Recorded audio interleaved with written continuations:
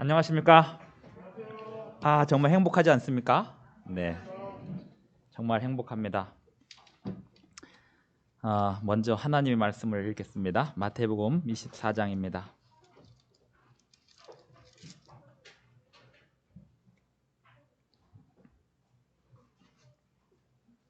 마태복음 24장 44절, 45절입니다. 이러므로 너희도 준비하고 있으라. 생각하지 않은 때에 인자가 오리라. 충성되고 지혜 있는 종이 되어 주인에게 그 집 사람들을 맡아 때를 따라 양식을 나누어 줄 자가 누구냐? 주인이 올 때에 그 종이 이렇게 하는 것을 보면 그 종이 복이 있으리로다. 오늘 말씀의 주제는 성화입니다. 거룩하게 되는 것을 한자어로 성화라고 합니다. 우리 교재에 보면 칭의라는 말이 나오고 성화라는 말이 나오는데 칭의란 하나님께서 의를 입혀주시는 것을 칭의라고 하고, 성화란 하나님께서 사람을 변화시키고 거룩하게 만들어주시는 것을 성화라고 합니다. 예수님을 믿고 침례를 받으면 의를 입어서 칭의를 받아서 구원을 받습니다. 그리고 예수님 안에서 자라납니다. 사람이 자라나는 것은 막을 길이 없습니다. 아이들이 자라는 거 막아보셨습니까? 애가 키가 자라는 거 막을 수 있을까요? 못 막습니다. 사랑이 싹 트는 거 막을 길이 있습니까? 그건 못 막습니다. 제가 중학교 다닐 때 좋아했던 여학생이 있는데요, 고등학교 다닐 때 좋아했던 여학생이 있고, 좋아하는 마음이 생기잖아요. 그러면 제 마음 가운데 이런 마음이 생깁니다. 큰일 났다. 또 사랑에 빠지는구나. 이게 막을 길이 없는 겁니다. 마치 이 하나님과의 사랑도 그렇습니다. 사실은 교회에서 성화되세요, 성화되세요 이 이야기가 얼마나 공허한 이야기냐면 막을 길이 없는 게 성화거든요. 하나님을 사랑하면 자연적으로 나오는 그 모든 행동들, 부부가 서로 사랑하면 나오는 행동들이 있습니다. 연애를 하면 남자가 2시간을 달려가서, 매일 2시간을 달려가서 그 여자를 만나고 다시 집에 돌아가서 새벽 2시, 3시까지 집에 돌아가서 그 다음날 출근하고 그 다음날 또 저녁에 2시간 달려가서 돌아오는데 옆에서 보면 미쳤구만. 막을 길이 없는 것입니다. 사실 우리 교재는 교재이기 때문에 어렵게 썼습니다만, 쉽게 얘기하면 예수님을 믿으면 잘하는데 그 잘하는 걸 막을 방법이 없다. 이게 성화입니다. 하나님을 믿으면, 하나님을 믿으면서 살아가는 그 삶의 재미들, 그리고 그 일어나는 일들, 이게 너무 재밌으면, 제가 교회 안에서 크면서, 저희 아버지가 목사로서 교회 안에서 크면서 이런 생각을 했습니다. 제가 7살 때였을 거예요. 예수님 곧 오실 것 같은데 만약에 내가 어른이 돼서도 예수님 안 오시면 어떻게 살아야 할까? 가만히 생각해 보니까 구원받는 방법은 직업이 하나밖에 없다. 목사가 해야 되겠다. 네. 결국 목사를 해야 하나님 일하면서 살다가 예수님 맞이하게 될 거 아닌가. 이런 생각으로 7살 때 그래 나 목사 해야지 이런 생각을 했던 적이 있었습니다. 근데 정말로 하나님의 일을 하다 보면 하나님이 살아계시다는 것을 느낄 수가 있습니다. 제가 여기 오기 전에, 그 병점 지역에 오기 전에 공릉동에서 있었습니다. 공릉동에서 있는 동안에 하나님 앞에 기도를 드렸습니다.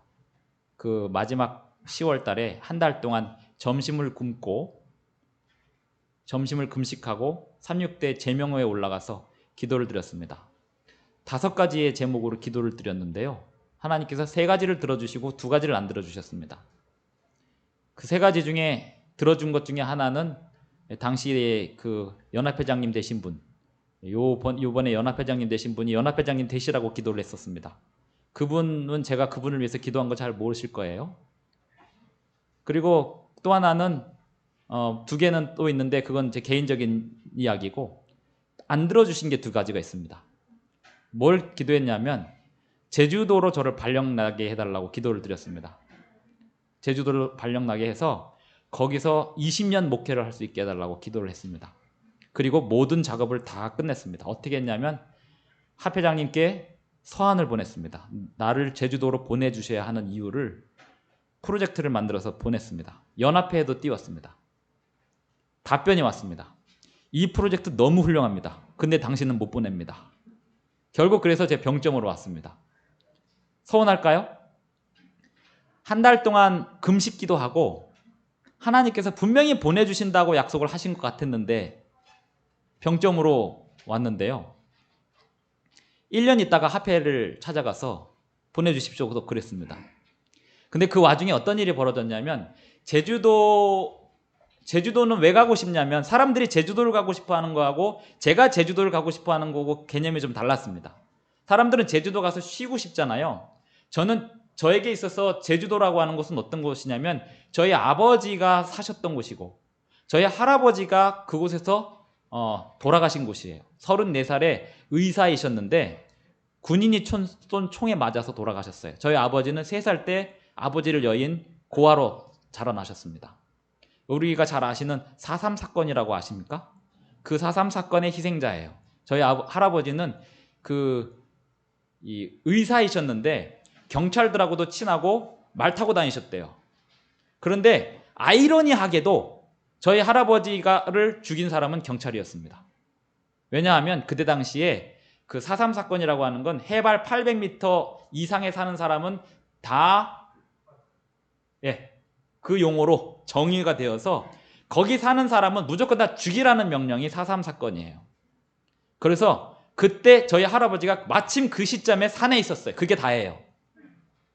그래서 군인이 쏜 총에 맞아 돌아가셨는데 저희 큰아버지들하고 저희 아버지한테 들어본 바에 의하면 우리 할아버지는 경찰들하고 친구셨대요. 그래서 경찰이 쏜 총에 맞아서 죽을 이유가 없으신 분인데 그분이 왜 거기서 산에 계셨냐면 보쌈을 당하셨는데 그 보쌈이 어떻게 당했냐면 밤중에 산에서 사람들이 내려왔어요. 경찰들이 말하는 건 폭도고 일반 사람들이 말하는 건 산에 사는 사람들입니다. 산에 사는 사람들에게 의사가 필요했습니다. 그래서 밤중에 새벽 2시에 말 타고 사람들이 내려온 거예요. 올라가 달라고. 그래서 그 사람들을 따라서 갔는데 간지 얼마 안 있다가 거기서 의술을 베풀다가 총에 맞아 돌아가셨어요. 그러니까 저는 제주도라고 하는 곳이 가면 저희 할아버지가 말 타고 다니셨던 곳, 저희 큰아버지가 나무하던 곳, 저희 아버지가 낚시하던 곳이에요. 그리고 그 제주도에 있는 많은 사람들이 기독교인들에 의해서 희생당했습니다. 아이러니하게도 기독교 청년단이 와가지고 제주도에 있는 민간인들을 많이 학살을 했어요. 왜냐하면 반공이라고 하는 그 기치를 기독교인에서 많이 했었거든요. 그때 당시에. 그런데 그 할아버지가 돌아가셨던 그 할아버지는 교인이 아니셨어요. 저희 아버지는 어렸을 때 6살 때 영양실조로 다 이제 아버지가 돌아가셨기 때문에 가세는 기울고 가난해가지고 6살 때 다리에 힘이 없어가지고 주저앉으면은 못 일어나시는 분이었어요. 그런데 동네 사람이 어떤 분이 지나가면서 얘기하기를 하나님 믿으면 낫는다고 그랬더니 저희 할머니가 그러셨대요. 부처님이든 하나님이든 이 아이를 살리면 내가 그 신의 종을 만들겠다고. 그런데 그 하나님 믿어보라고 했는데 하나님 믿는 사람이 와가지고 기도한 다음에 저희 아버지가 그 기도한 날 이후로 영양실조로 그 다리 그 힘이 빠져가지고 어느 정도였냐면 밖에 나갔다가 주저앉으면 못 일어나요. 그래서 저기 아무개가 쓰러져 있어요. 그러면 이 아이가 6살짜리 아이가 이렇게 주저앉아가지고 힘이 없으니까 못 일어나면 엄마가 가서 그대로 들고 와야지 되는 거였어요. 그런 상태의 환자였습니다. 그런데 하나님 믿는 사람이 와가지고 기도했습니다. 이 아이를 낫게 해달라고. 그리고 기도했는데 정말 나아서 저희 아버지가 중학교 때 마라톤 1등 하셨대요. 학교에서. 그리고는 그 할머니의 예언대로 저희 아버지는 목사가 되었습니다. 그러면 그 마을에 대한 많은 추억이 저에게 있을까요? 없을까요? 저는 고향이 제주도에 살아본 적은 없지만 제주도예요. 그래서 제주도에 간 목사님들의 이야기가 항상 관심사였습니다. 그런데 제가 늘 서운했던 건 가신 분들이 3년 안에 다 올라와요. 그리고 잠깐 지나가는 곳이에요. 뼈를 묻을 각오로 목회하는 분들이 제 눈에는 안 보였어요. 그래서 나를 그곳에 보내주면 그곳에서 뼈를 묻고 목회를 하면서 전 세계 사람들이 제주도에 오는 사람들 모든 관광객들을 다 붙잡아다가 창조 세계를 내가 설교하겠다. 그런 프로젝트를 다 만들어 놨습니다. 그런데 합회에서나 연합회에서나 자네는 아직 갈 때가 아니네. 이렇게 해서 막았고 제 병점에 왔습니다. 그래서 1년 동안 어떤 생각을 하고 지냈냐면 내가 다음 제주도 갈 때까지 제주도는 쳐다도 안 보고 산다. 너무 서운했어요. 하나님한테도 서운하고 행정에도 서운하고 그렇게 마음 이렇게 있는데 어느 집사님이 저한테 그래요. 목사님 제주도 좋아하시는 거 알고 있어요. 우리 제주도 한번 데려가요. 이 목사가요. 어디에 약하냐면 부인이 어디 여행 가자는 건 말을 안 듣는데 집사님이 여행 가자 그러면 갑니다. 저희 아내가 항상 하는 말이 당신은 내가 가자 그러면 안 가고 집사님들이 가자면 가지. 저희 와이프는 사실 저희 와이프는 제주도 안 가고 싶어 하거든요. 해외로 가고 싶지 왜 맨날 당신은 제주도만 가냐 그러는데 어쨌든 그 집사님이 제주도로 한번 여행을 가자 그러길래 아내한테 이야기했습니다. 여보 집사님이 가자는데 가야 되지 않을까? 그러자고. 그러면 이번에 가면서 테마를 하나 정하자고. 역사 테마를 할까 지질 테마를 할까 무슨 테마를 할까 이런저런 하다가 역사와 지질 두 가지 테마를 놓고 연구를 했습니다. 제주도 역사를 쭉 연구를 하고 지질 연구를 두 개를 다 가지고 준비를 해갔는데 제가 가서 보니까 역사라는 테마보다 지질 테마가 성경 이야기하기가 훨씬 좋더라고요. 그래서 지금으로부터 5년 전입니다. 그때 당시에 저희 가족들이 그리고 온 교인들이 제주도를 20몇 명이 갔어요. 교회 지원 있을까요? 없을까요? 없어요. 교회 돈이 어디 있어요? 교회에 이 월정원금 들어오면 관리비 50만 원 내고 끝. 아무런 돈이 없어요. 예산이라는 건 없습니다. 그래서 저희 제주도를 이렇게 네 가족이 다 가면서 100몇만 원을 썼어요.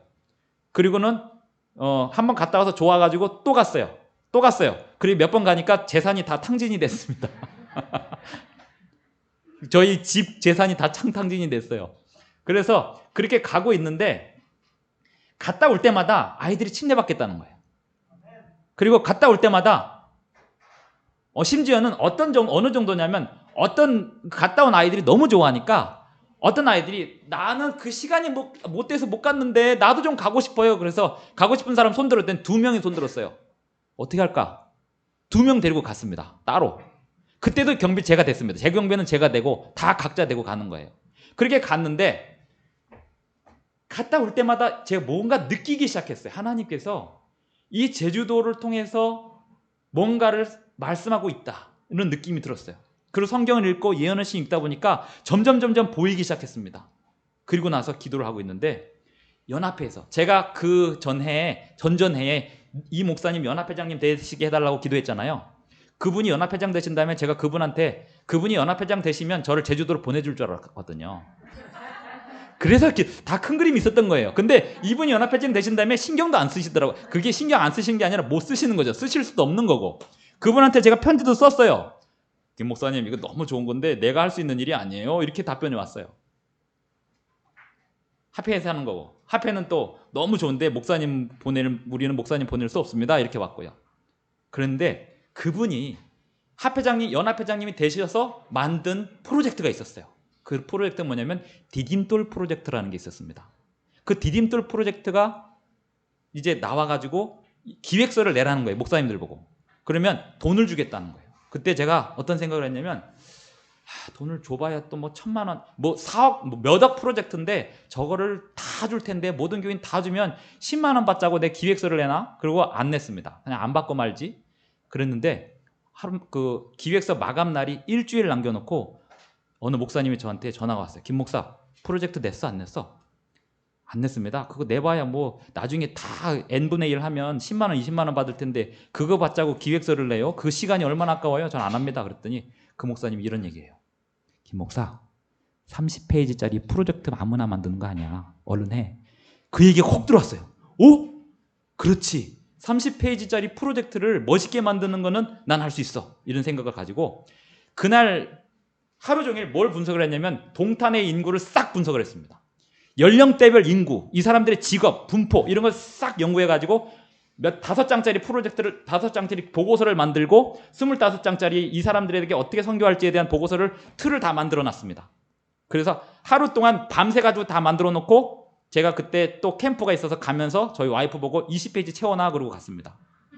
그래서 저희 와이프가 제가 가 있는 동안에 어머니하고 그 틀 만들어 놓은 거 다 채워놨는데 내용인즉슨 뭐냐면 동탄의 인구 분포가 40대 3040 세대가 90%로 가장 우리나라에서 가장 많은 퍼센트가 동탄에 몰려 있어요. 지금도 그래요. 3040 세대가 전부예요. 전부. 그리고 계속해서 들어오고 있고 2025년도에는 전 세계에서 10대 도시 안에 든다고 미래학자들이 예고하고 있습니다. 동탄 지역이. 그래서 이 동탄은요, 오산, 수원, 화성, 동탄 세마, 동탄 전원 이 모든 교회들이 같이 협공을 해야 되는 지역이에요. 근데 문제는 거기에 교회 땅을 살 수가 없잖아요. 지금 이렇게 전략적으로 동그랗게 배치해 놓고 같이 포를 쏴야 되는 거예요. 그렇게 만들어 가야 되는데 나는 이 동탄에 있는 사람들을 상대로 제주도 여행 프로젝트를 하겠다고 해가지고 30페이지를 만들어 냈는데 1등, 2등, 3등 중에 1등이 됐어요. 그래가지고 매년 1,000만 원씩 받아가지고 그걸로 제주도를 왔다 갔다 했습니다. 근데 왔다 갔다 하면서 어떤 일이 벌어졌냐면 서울에서 어떤 부잣집 자제들이 합류를 했어요. 그런데 그 서울에서 온 부잣집 자제들한테 제가 돈을 받았을까요? 안 받았을까요? 자존심 있지 안 받았습니다. 우리 교단 프로젝트에서 아이들을 위한 그 프로젝트를 받았기 때문에 안 내셔도 됩니다. 제가 그랬어요. 집이 100평 있는 집이에요. 강남에 사는 사람이에요. 그분한테 돈을 자기 아기 돈을 내겠다는 걸 안 받았습니다. 우리 교인들은 왜 안 받아요? 받아야지 이런데 안 받아요. 이거는 이때 재림교회를 알릴 수 있는, 재림교회가 어떤 교회인지를 알릴 수 있는 아주 좋은 프로젝트라고. 그래서 돈을 안 받았는데 그분이 기어이 저한테 주머니에 찔러줬습니다. 10만 원인지 20만 원 찔러줬는데 거기 가서 애들 간식 사주라고 다 풀었습니다. 이거는 목사님 개인적으로 쓰세요 했는데 애들 사주라고 다 풀었었습니다. 그 부잣집 자제애가 3박 4일을 제주도 탐사를 갔다 와가지고 집에 가더니 3박 4일 동안 제주도 갔다 온 이야기를 하는데 하나님 이 세상을 창조하셨다는 얘기를 하는 거예요. 그리고 이 세상은 불로 멸망한다는 얘기를 하는 거예요. 그리고 이 세상이 불로 멸망한 뒤에는 아름다운 세상이 새로 열린다는 얘기를 하는 거예요. 그리고 화강암, 현무암, 이 화강암은 어떤 뭘로 이루어져 있고 현무암은 뭐 철과 니켈로 이루어져 있고 위에 현무암이 화강암보다 가볍고 무겁고 이런 얘기들을 계속 하는 거예요. 만장굴은 어떻게 만들어 놓고 검은 오름 용암 동굴계에서 만장굴이 나왔고 만장굴은 몇 년도에 만들어졌다고 이야기하지만 실제로는 몇 년도고 이런 얘기를 애가 3박 4일 동안 하더래요. 그런데 그 어머니가 전화가 와가지고 다 좋은데 한 가지 궁금한 게 있다고. 이 아이가 왜 돼지고기를 안 먹겠다고 버티는지 모르겠다고. 돼지고기를 끊었대요. 와, 그때 제가 올 것이 왔구나. 왜냐하면 그 아이가 저한테 물었거든요. 목사님, 근데 목사님 왜 돼지고기를 안 드세요? 그래서 내가 안 먹는 이유를 설명하지 않고 성경 읽어줄게. 그 성경 읽어줬습니다. 레위기 11장 읽어줬습니다. 봤지? 난 이것 때문에 안 먹어. 됐지? 끝. 집에 갔는데 자기는 돼지고기 안 먹겠다는 거예요. 버티는 거예요. 안 먹겠다고. 그 아이가 사실은 침례 받자고 하면은 침례를 받았을 거예요. 그래서 제가 부모님에게 신뢰가 돼서 침례 얘기를 안 했습니다. 부모님의 동의를 받아야 되니까. 만약에 부모님이 동의했다면 그냥 거기서 침례를 받았을 거예요. 모든 것이 다 준비되어 있었어요. 3박 4일 동안. 제가 그때 깨달았어요. 이야, 자연에서 하나님의 사랑을 이야기하고 자연에서 하나님의 말씀을 가르치면 그대로 들어가는구나. 이게요, 1년 내내 교회에서 교리 공부해도 안 되는 거가 3박 4일 동안 자연에서 말씀을 가르치니까 확 다 들어가는 거예요. 그렇게 이제 몇 번 다니다 보니까 제 TV 예쁘고 산책하기도 좋고 무엇보다 공기가 너무 좋아서 좋아요. 비양도를 열자로 표현한다면 제주도를 압축해 놓은 섬 속의 섬. 제주도를 만약에 하루만 갈 거면 비양도를 가라. 멋있게 나왔죠? 이거 방송 저작권이 있는 거라서 여기는 우리 교인들만 보여드리니까 볼 수 있는 거고요. 저게 어떤 장면이냐면 우리 오산교회 목사님, 부목사님 다 같이 목사님들끼리 지질 탐사를 갔었습니다. 재작년에. 지질 탐사를 갔는데 제가 강사로 갔어요. 그래서 사이트별로 알려드렸어요. 여기선 이런 걸 가르쳐드리는 거고 이렇게 하는 거고 이렇게 하는 거고. 그래서 목사님들은요 그냥 놀러 가도 가만히 계시질 않아요. 계속해서 설교 준비를 하시고 재작년에는 대마도를 갔었는데 전 대마도 가가지고 관광을 가러 갔다가 퇴적암만 깊이 연구하고 왔습니다. 대마도에 가면 퇴적암이 어마어마한 퇴적암이 있습니다. 진짜 교육적으로 너무 좋은 환경이 있더라고요. 깜짝 놀랐어요. 그냥 대마도가 대마도지 그런데 가자마자 퇴적암이 어마어마하게 큰 게 보이더라고요. 그래서 거기 완전히 빠져가지고 그거 공부하고 왔거든요. 근데 이번에 제주도 가가지고 2020년도에 제주도 가서 목사님들 앞에 이렇게 이야기를 하고 있는데 MBC 방송국 PD가 마침 그날 왔다가 카메라 들고 돌아다니다가 저 뭐 하시는 분이세요? 그래가지고 더 보고 아 저 그냥 목사예요. 그랬더니 아니 근데 설명하시는 게 너무 좋아서 그런데 방송 좀 찍어도 돼요? 그렇게 찍은 거예요. 그래가지고 바로 카메라에서 그냥 각본 없이 대본 없이 그냥 갑자기 나간 게 저렇게 나갔어요. 설마 나갈까 했는데 나갔어요. 그래가지고 보여드린 거고 그 다음에 요거는 이제 어린이들을 위하여 영상을 하나 더 보여드리겠습니다. 제주 동부 중산간 잠깐만요. 자, 이 영상은 2분에서 3분 정도인데요. 이 영상을 다 본 다음에 어린이들 중에 저건 좀 이상하다, 좀 부담스럽다, 약간 이상하다라고 느낌이 드는지 한번 보겠습니다. 제주 동부 중산간 지역 울퉁불퉁 요거 한 솟아있는 3분짜리 오름이 펼쳐져 영상입니다. 있다. 산이 검게 보일 만큼 숲이 깊다는 검은 오름. 오랜 세월 수많은 오름 중 하나에 불과했던 존재였다. 그런데 검은 오름의 땅속에 화산이 숨겨놓은 신비로운 지하왕국이 발견됐다. 바로 검은 오름 용암 동굴계. 검은 오름에서 흘러나온 용암이 북쪽 중산간 지대를 지나 해안까지 13km를 흐르며 만든 10여 개의 용암 동굴들이다.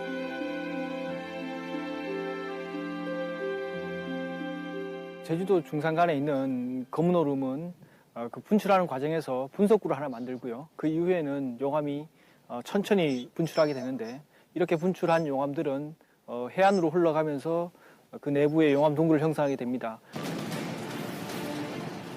약 30만 년 전 검은 오름에서 화산이 폭발했다. 규모는 크지 않았지만 용암의 양은 엄청났다. 낮은 지대를 따라 해안으로 흐르던 용암은 지하로 스며들어 땅속에서 다시 흘렀다. 잠깐 멈추시고 빠르게 흐르던 용암이 모두 빠져나간 후 빈 공간이 식으면 잠깐 멈추시고 앞에 거 거기서 마칠게요. 이쯤 되면은 저희 집 애들은 알러지 반응이 납니다. 어디서 알러지 반응 나는지 아세요? 네? 30만 년 전. 그 30만 년 전이라는 거가 그냥 넘어가질 않아요. 저희 아들은 왜 저러지? 이래요. 그런데요. 30만 년 전 할 때 싸울 필요는 없고 제가 제주도에 가면은 해설사 거기 전문 해설사 분들을 하고 같이 교류를 하거든요. 그 해설사 분들을 존중하고 그분들은 배운 대로 하는 거기 때문에 그분들이 해설을 하면 그 해설을 제가 잘 듣고 집에 와가지고 이제 방에 들어와서 그거 해설과 같이 덧붙여서 얘기를 하는데요. 2년 전, 3년 전 제주도를 계속 가면서 검은오름 용암 동굴계를 가면서 가면 20만 년, 30만 년 얘기해요. 21만 년 됐다고 얘기하는 사람도 있고 30만 년 됐다고 얘기하는 사람도 있어요. 그런데 그때마다 제가 아이들한테 무슨 얘기를 했냐면 너네들 학교에서 선생님하고 싸우지 말아라. 그리고 해설사하고 이런 것 때문에 싸우지 마라. 그냥 다른 20만 년, 30만 년 그거 빼고는 다 맞는 얘기니까 연대에 관해서만 걸러 듣고 나머지는 그냥 잘 배워라 이렇게 하면서 무슨 얘기를 하냐면 그런데 과학자들은 이 20만 년이고 30만 년이고 그거를 진리로 믿지 않는다. 그것만 알아둬라. 무슨 말이냐면요. 과학자들이 하는 이야기는 이론이고 실험 결과물이지 추측이지 과학은 진리는 아니라는 것입니다. 오늘날 세상이 과학적이다라고 하면 진리인 줄 알아요. 과학적으로 분석이 끝났습니다라고 얘기하면 그게 진리인 줄 알아요. 근데 진짜 과학자들은 우리는 진리를 말하는 사람들이 아니고 그냥 우리 눈에 보이는 현상에 대한 실험 결과를 가지고 추측하는 것뿐입니다라고 얘기하죠. 마치 불교 가면은 스님한테 물어보면 부처님 믿으세요? 안 믿으세요? 안 믿는데요? 그럼 왜 부처님 그럼 불교는 뭐 하는 거예요? 스스로 도를 깨달아야죠. 이게 스님들이 이야기하는 진짜 양심적인 얘기라면 진짜 과학자들은 우리는 진리를 찾기는 찾지만 진리를 찾아가는 사람들이지 진리를 얘기하는 사람들은 아닙니다. 그러면 30만 년이라고 하는 것도 진리가 아닐 수도 있다는 생각을 과학자들도 합니다. 그러면서 무슨 얘기 했냐면 제가 예언을 했어요. 요거 조금만 기다려봐. 연대 줄어들어. 과학적으로 연구하면 점점 줄어들 거야 라고 얘기했습니다. 그랬는데 저는 한 10년쯤 뒤면은 줄어들 줄 알았어요. 20만 년 됐는데 10만 년, 5만 년, 10,000년 이렇게 줄어들 줄 알았는데 재작년에 제가 아이들한테 그 얘기를 했는데 작년에 제가 신문 보고 깜짝 놀랐어요. 요 다음 거. 8,000년에서 9,000년으로 결론이 났대요. 이게 작년에 2020년도, 작년이 아니고 2020년도 사건이에요. 2020년도 3월 달에 과학자들이 8,000년에서 9,000년으로 수정을 했습니다. 몇만 년에서? 30만 년에서 9,000년으로 수정을 했어요. 제주 고문오름 용암 등록이 30만 년 전 형성은 잘못된 상식. 바꿨어요. 중요한 것은 과학적인 진리는 계속 바뀐다는 거예요. 그러니 과학자들이 뭐라고 얘기해도 헷갈리실 필요가 없다는 거예요. 공룡? 공룡이요. 공룡 본 사람 있어요? 아무도 없어요. 공룡이 그렇게 생겼는지 아무도 몰라요. 공룡이라고 하는 건 뼈 조각만 가지고 상상해서 그려놓는 거고요. 더 놀라운 건 공룡의 색깔을 입히는 건 그 마지막에 그래픽 하는 사람이 초록색으로 할까 빨간색으로 할까 결정한대요. 와. 근데 아이들은 그 공룡이 옛날에 그렇게 생겼는 줄 알아요. 실러캔스라고 하는 화석이 있어요. 실러캔스가 노아 홍수 때 화석이 된 거거든요. 그래서 실러캔스라고 하는 화석이 있는데 이 실러캔스를 보면서 사람들이 뭐라고 했냐면 이거는 물고기가 이 육지로 올라오는 중간 단계의 화석이라고 실러캔스에 다리가 있다고 그랬어요. 근데 몇 년 전에 80년대인가요? 몇 년 전에 실러캔스 살아있는 게 발견이 됐어요. 그래가지고 봤더니 다리가 아니고 지느러미였어요. 지느러미가 좀 큰 거였어요. 그걸 보면서 공룡도 우리가 실제로 보면 정말 또 다르게 생겼겠다. 뼈는 확실해요. 뼈 모양은 다 확실해요. 그런데 색깔이라든지 실제 모양이라든지 달라요. 돼지 뼈만 보셨습니까? 돼지 뼈? 돼지 뼈만 있는 거 보셨어요? 돼지 앞 모양이 돼지는 이렇게 생겼잖아요. 우리가 생기게 이렇게 생겼잖아요. 그렇죠? 근데 돼지 뼈만 보면 공룡처럼 생겼어요. 앞에 이렇게 뾰족하게 악어처럼 생겼어요. 그거 보고 제가 되게 깜짝 놀랐어요. 야, 이거 뼈만 보면은 악어같이 생겼는데 실제로는 돼지예요. 그러니까 그 살이 어떻게 채워질지는 다 상상에 맡기는 거예요. 그래서 그거를 과학자들이 연구해가지고 복원하는데 공룡의 모양은 계속 바뀝니다.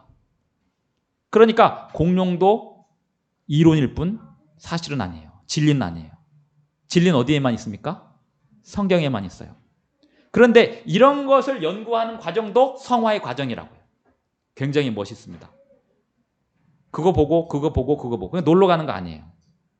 그냥 우리는 뭘 보더라도 거기서를 통해서 하나님의 창조 세계를 보는 거예요. 저는 이게 성화라고 생각합니다. 성화가 딴 게 아니에요. 공부하고 연구하는 거죠. 마태복음 25장을 보시겠습니다. 마태복음 25장 1절. 마태복음 25장 1절. 그때의 천국은 마치 등을 들고 신랑을 맞으러 나간 10처녀와 같다 하리니 그 중에 5은 미련하고 5은 슬기 있는지라. 미련한 자들은 등을 가지되 기름을 가지지 아니하였고 슬기 있는 자들은 그릇에 기름을 담아 등과 함께 가져갔더니 신랑이 더디 오므로 다 졸며 잘세. 밤중에 소리가 나되 보라 신랑이로다 맞으러 나오라 하매 이에 그 처녀들이 다 일어나 등을 준비할세. 미련한 자들이 슬기 있는 자들에게 이르되 우리 등불이 꺼져가니 너희 기름을 좀 나눠달라 하거늘 슬기 있는 자들이 대답하여 이르되 우리와 너희가 쓰기에 다 부족할까 하노니 차라리 파는 자들에게 가서 너희 쓸 것을 사라 하니 그들이 사러 간 사이에 신랑이 오므로 준비하였던 자들은 함께 혼인잔치에 들어가고 문은 닫힌지라. 그 후에 남은 처녀들이 와서 이르되 주여 주여 우리에게 열어주소서. 대답하여 이르되 진실로 너희에게 이르노니 내가 너희를 알지 못하노라. 이 미련한 처녀들은 왜 그 신랑을 비추지 못했습니까? 슬기로운 처녀와 미련한 처녀는 다 같이 등에 기름으로 태우면서 등을 가지고 있었습니다. 그런데 슬기 있는 처녀들과 미련한 처녀들이 다른 게 하나 있었어요. 그게 뭘까요? 예? 그게 뭐예요? 뭘 준비했습니까? 기름을 준비했다고 그러죠? 근데 저는 기름을 준비했다고 얘기하는 부분을 다르게 봅니다. 뭐 교리적으로 다르게 보는 게 아니라 기름만 준비할 수 있나요? 기름을 준비하려면 뭐가 있어야 됩니까? 그릇이 있어야 되잖아요. 그 그릇이 있어야, 사실 슬기로운 처녀들은 그릇을 따로 준비한 거예요. 자, 그럼 그릇을 따로 준비하는 게 번거로워요, 안 번거로워요? 번거로운 일이에요. 교회 갈 때 나 혼자 가는 게 낫지 애들 데리고 오면 번거로워요, 안 번거로워요? 번거로워요. 교회 갈 때 나 혼자 가는 게 낫지 맨날 늦잠 자는 남편 데리고 오는 게 번거로워요, 안 번거로워요? 번거로워요. 교회 갈 때 그냥 가서 말씀만 듣고 오면 되지 가서 직분까지 맞는 거 번거로워요, 안 번거로워요? 번거로워요. 사경에 하는 게 번거로워요, 안 하는 게 번거로워요? 얼마나 번거로워요. 목사님 보세요. 지금도 가만히 못 있잖아요. 저는 슬기 있는 자들은요, 번거로운 교회 생활을 계속하는 사람들이라고 믿습니다. 그릇을 따로 가지고 있는 거예요. 왜 처음에 이 그릇을 따로 가지고 있었을까요? 두 가지 이유가 있었을 거예요. 처음에 혹시 오면서 혹시 기름이 부족할까봐 챙겨온 거고, 그 다음에 이 번거로운 그 기름통을 따로 들고 온 사람들은 어떤 경험이 있는가 하면 신랑 들러리 서본 경험이 많은 거예요. 그래서 신랑 들러리를 서본 경험이 많다 보니까 어떤 생각을 했냐면 이번 신랑도 늦을 수 있어. 그런 거죠. 그래가지고 혹시나 늦을 수 있기 때문에 그걸 대비하자고 기름통을 따로 준비한 거죠.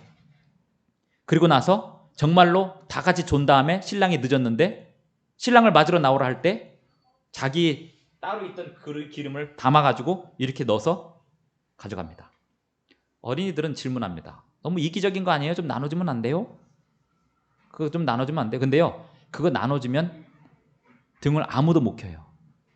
그리고 그거 나눠주면 신랑을 맞이하기 위한 자기의 사명을 잃어버려요.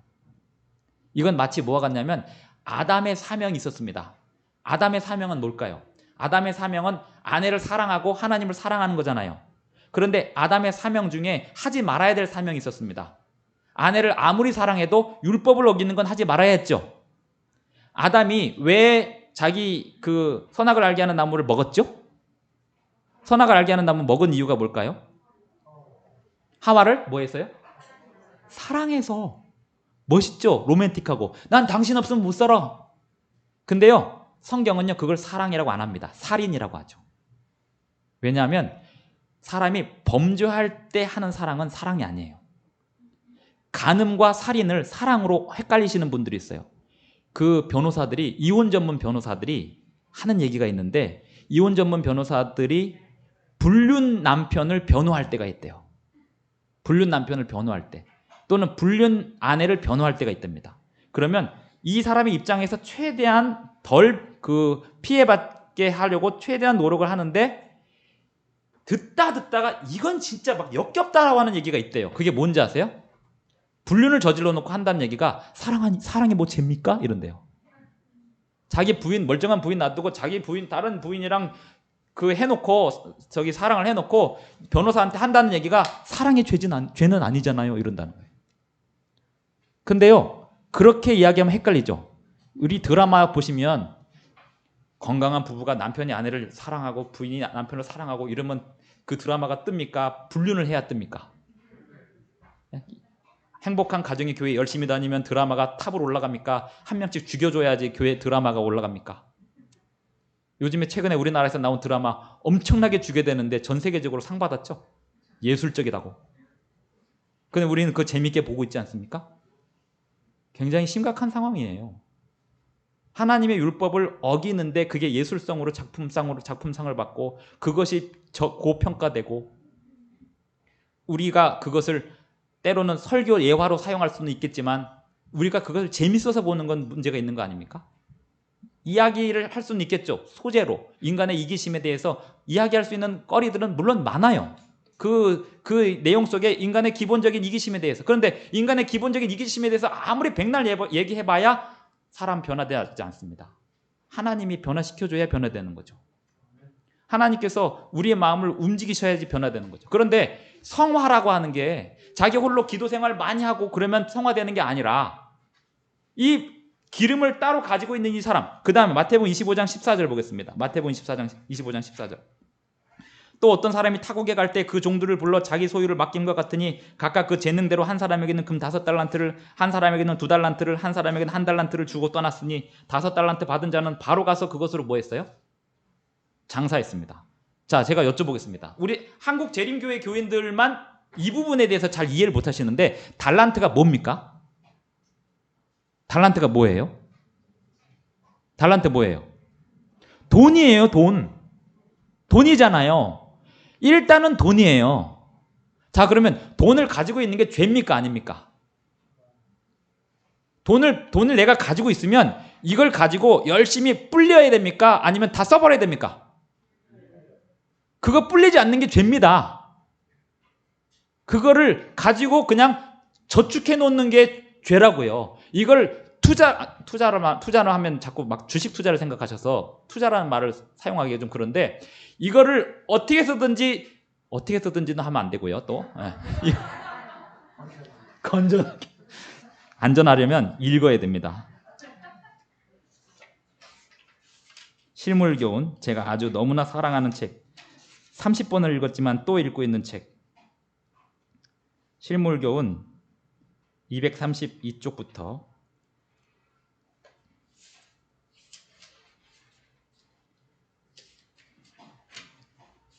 달란트에 관해서 지능, 언어, 감화력, 시간, 건강, 힘,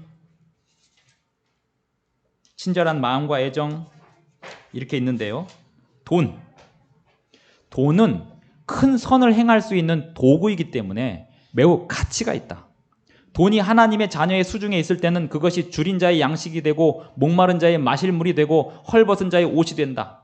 그것은 또 압제받는 자에게 방어물이 되고 병든 자에게 도움의 방편이 된다. 그러나 돈을 생활 필수품을 마련하고 다른 사람을 축복하고 그리스도의 사업을 전진시키는 목적 이외에 사용할 것 같으면 그 돈은 모래와 마찬가지로 쓸모없는 것이 된다. 생활 필수품을 마련하고 다른 사람을 축복하고 아껴 모아서 사정해둔 재산은 쓸데없는 것일 뿐 아니라 하나의 저주거리이다. 그 재산은 이 생에서 하늘 보물들에 대한 사람들의 애착심을 빼앗는 올무가 된다. 자, 여기서 돈이 죄라고 했어요? 아니면 돈을 가지고 관심사가 죄라고 했어요? 그 돈을 어디에 쓰느냐? 돈을 열심히 저축하시는 분이 있어요. 몇 년 뒤에 쓰려고. 30년 뒤에 쓰려고. 그게 죄일 수 있어요. 돈을 열심히 저축해서 30년 뒤에 쓰려고. 지금 쓰세요. 건축헌금으로. 전부 쓰세요. 전부. 그럼 하나님이 복을 부어주실 겁니다. 저희 교인들은요. 통장 다 털었어요. 저희 통장 다 털었고 우리 교인 성도님들도 다 털었어요. 이제 없으니까 다른 데서 헌금이 들어와요. 제가 그 헌금 들어오는 얘기만 해도 1시간 동안 할 수 있어요. 하나만 얘기할게요. 고등학교 동창이 하나 있습니다. 남자가 아니고 여자죠. 그리고 그 친구하고 저하고 친하지도 않았어요. 하지만 서로 멀리서 응원하는, 서로 안 만난 지 10년 된 이 동창이 저랑 고등학교 동창인데요. 이 동창이 어느 며칠 전에 문자를 저한테 보냈어요. 저한테 뭐라고 했냐면 주성아, 너가 믿음 안에서 잘 살아줘서 고맙다. 그러면서 뭐라고 했냐면 너의 교회 건축한다면서 어떻게 그런 일을 하니? 내가 너를 위해서 기도해 줄게. 이렇게 왔어요. 그래가지고 고맙다. 기도해줘서 고맙다. 우리 채널 구독 좀 해줘라. 이렇게 보냈어요. 끝. 근데 제가 그 문자의 의미를 몰랐어요. 근데 건축원금 통장을 찍어보니까 깜짝 놀란 게 이 친구가 300만 원을 보내놓고 문자를 보낸 거예요. 그냥 평범한 가정입니다. 삼육대학 근처에서 살고 있는 지극히 평범한 가정. 갑부 집안도 아니고 300만 원을 보냈는데 그걸 보내놓고 너를 위해서 기도할게. 그 다음에 제가 그 친구에게 내가 이거 고마워서 그 헌금 증서를 써서 보내려고 하는데 남편 이름 좀 알려줘라 그랬더니 우리 남편 모른다. 제가 알아봤어요. 그 친구에 대해서 둘러둘러 알아봤어요. 그 친구를 아는 사람들. 그 남편이 이 친구가 이렇게 돈을 쓰고 있는 거 다 알고 있대요. 그리고 수많은 사람들에게 장학금으로 그렇게 쓰고 있대요. 둘이 벌어서 그렇게 쓰고 있는 거예요. 와, 저는 그런 사람들이 소유한 재산에 대해서 하나님을 찬양합니다. 저는 이렇게 300만 원을 낼 수 있는 사람들이 우리 교단에 있다면 어떤 집사님은 저에게 쭈뼛쭈뼛 목사님 제가 정말 얼마 안 되는 건데 도움 드리고 싶어요. 아, 예, 집사님 뭐 너무 감사해요. 그렇게만 말씀해 주셔도 감사해요. 근데 미안한데 내가 지금 500만 원밖에 없어서 500만 원 넣고 8월 말에 500만 원 더 채워 드릴게요. 아, 네?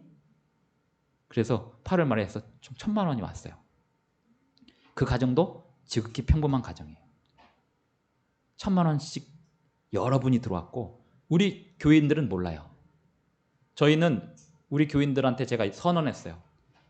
1000만 원을 내든 100만 원을 내든 이름만 공개되지 누가 얼마나 했는지 저는 공개하지 않을 겁니다. 궁금하셔도 그냥 참으십시오.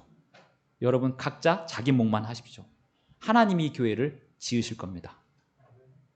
그런데 이렇게 진행되는 이 모든 과정에서 목회자는 어떤 생각을 하냐면 잠시도 딴 생각할 수가 없어요. 왜냐하면 하나님의 음성을 들어야 되니까요.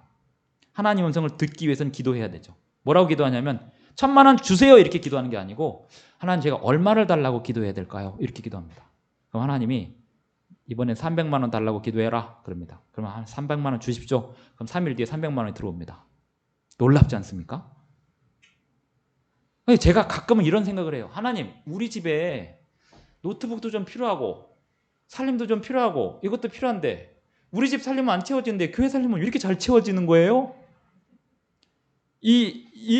이렇게 지나가는 돈이 몇 천만 원이 되고 지금 거의 뭐 1억이 다 되게 생겼어요. 와, 교회 건축이라고 하는 게 정말 종합 예술입니다.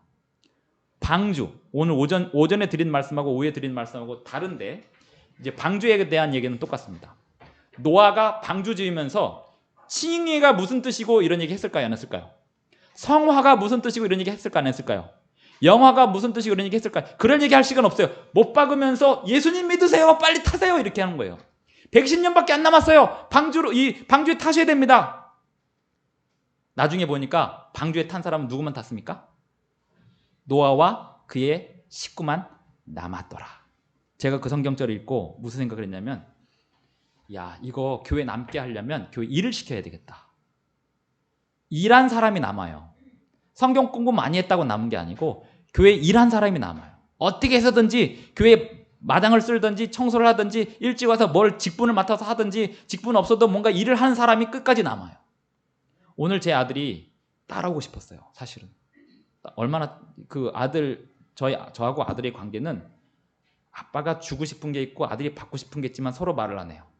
왜냐하면 얘가 자기가 요구하면 아빠가 힘들어할까 봐 요구를 안 하고 제가 얼마 전에 과학상자 30만 원짜리 사주겠다 그랬더니 아빠 괜찮아요. 괜찮아요. 그랬더니 나중에 진짜 사주려고 그러니까 굉장히 좋아하는데 아니에요. 돈 아까워요. 사지 마세요. 정말 괜찮아요. 아버지. 그리고 또 얼마 전에는 드론을 제가 사주겠다고 크리스마스 선물로 드론 사주겠다 그랬더니 정말 괜찮아요. 그래서 기어이 사줘버렸어요. 사줬더니 저기 구석에 가가지고 드론을 날리는데 저희 와이프가 그 뒷모습 보고 여보 쟤 저거 그렇게 바랬던 거야? 근데도 말을 안 하고 있었단 말이야. 근데 날리자마자 떨어졌어요. 프로펠러 날아가 버렸어요. 처음에 날리는데 제가 그래가지고 저거 새로 사줘 그냥 그랬는데 아니라고 이거 AS 받으면 된다고 갔다 왔습니다. 근데 그 드론을 못 날리고 있어요. 왜냐하면 또 부러질까 봐. 애가 착해가지고 저희 사실 교회 드론이 있거든요. 큰 드론이 있어요. 근데 이거 날려봐라 했더니 벌벌 떨어요. 교회 걸 내가 어떻게 날리냐고 만지지 못하게. 그 장난감으로 사줬는데 근데 이 아이가 오늘 교회 따라오고 싶어가지고 이 아이는 제 설교 듣는 거 엄청 재밌어 하거든요. 그 따라오고 싶고 오산교회가 재밌나 봐요. 교인들이 잘해주시고 친절하게 해주시고 그러니까 따라오고 싶었는데 어제 저녁에 가면서 그랬어요. 저희 와이프가 제 아내가 태빈아 너 내일 아빠 따라가고 싶어 안 따라가고 싶어? 그냥 모르겠어요. 만약에 따라가고 싶으면 내일 아침에 일찍 일어나면 따라가는 걸로 하고 늦게 일어나면 안 따라가는 걸로 하자 그랬어요. 아침에 몇 시에 일어날게요? 7시 되기 전에 일어나가지고 다 입고 있었어요. 그랬는데 왜 못 왔는지 아세요? 오늘 얘가 교회 헌금 시무집사예요. 와, 제가 갈등이 많이 됐어요. 헌금 시무 딴 사람한테 맡기고 데려올 거냐?